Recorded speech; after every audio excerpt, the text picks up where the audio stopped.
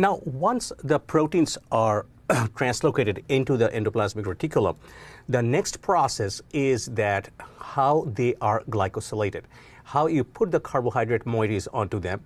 And this could be many different types of protein. This could be the soluble protein. This could be the membrane proteins. All of the different proteins are glycosylated in different manners. And here we are looking at the proteins, which are the soluble proteins, which are different types of enzymes that are in the lumen of the ER. So the same way, we can just draw the ER membrane. And here you have the luminal part of the ER, and then you have the cytosol right here. And you have the orientation of your phospholipids are this way.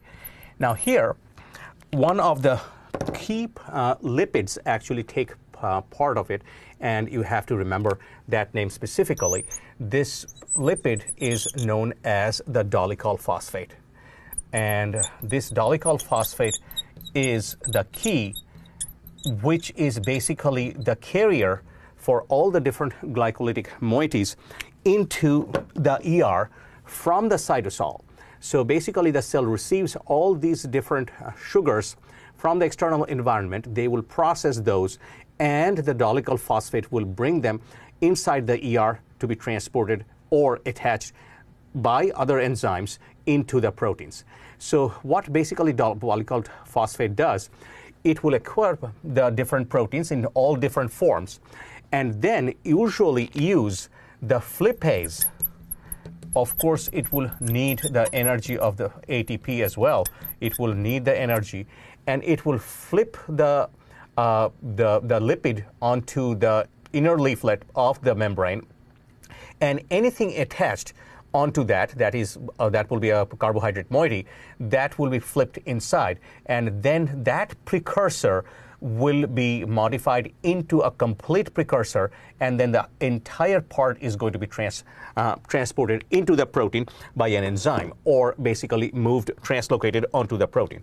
So let's take a look at that, how this basically happens. So here you have a dolichol phosphate, and of course there is an attached phosphate group there already. There is a dolichol phosphate. This is DP. And there is a phosphate attached in there. So the first reaction, what happened, an uridine diphosphate, UDP. So how your uridine diphosphate is, you right here, you have your pentose sugar, and here you have an U, and you have two phosphates attached to it.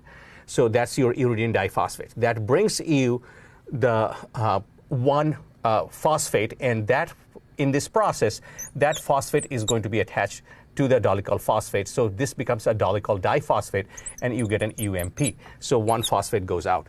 So that is so two phosphates coming in, one phosphate is transferred to dolichol diphosphate, and UMP goes out.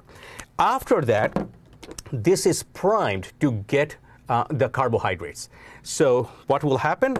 The next step, you have two phosphates attached to the dolichol phosphate, and now many different molecules will bring different things. Say, for example, it will also bring the UDP. In this case, the UDP will remain as the UDP. The only different thing is that it will basically transfer a molecule of N-acetylglucosamine in here. So this is a GLC, and this is a GLCN, and basically that is your glucosamine. So this is the first residue that you are getting.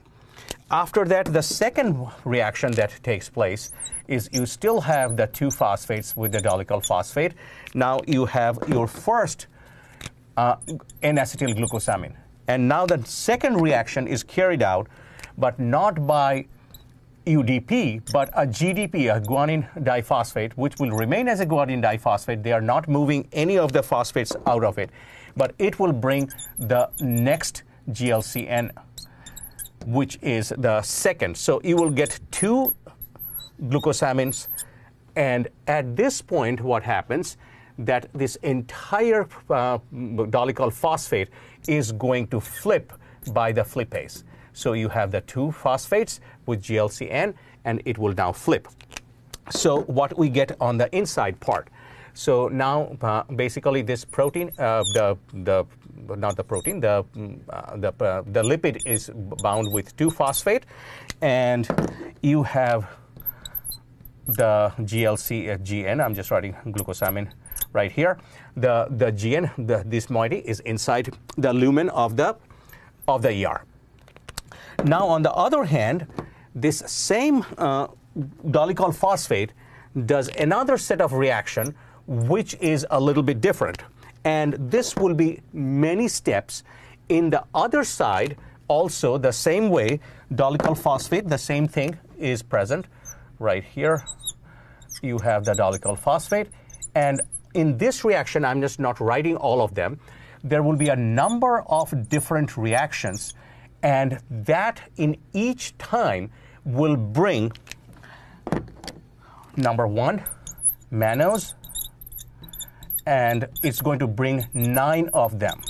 And each time you are going to get 1 mannose, it's going to attach 1 mannose, it's going to flip, and that mannose will be attached right here. So right here, 1, 2, 3, 4, 5, 6, 7, 8, 9. So you have all these 9 mannoses will be put onto this structure.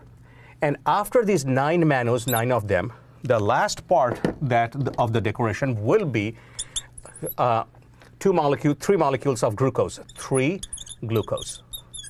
So what it's going to do, that it's going to put G. So these are not N-acetyl glucosamine, but just 3 glucose. So this will be also the same way that dolichol phosphate each time is going to be attached with a glucose molecule, flip, and transfer it to here.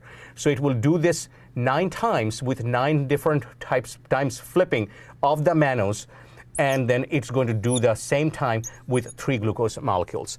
And now you have this entire structure, which is 2 N-acetyl glucosamine, 9 mannose, and the 3 glucose. This is the entire precursor of any glycosylation that is going to happen in the ER.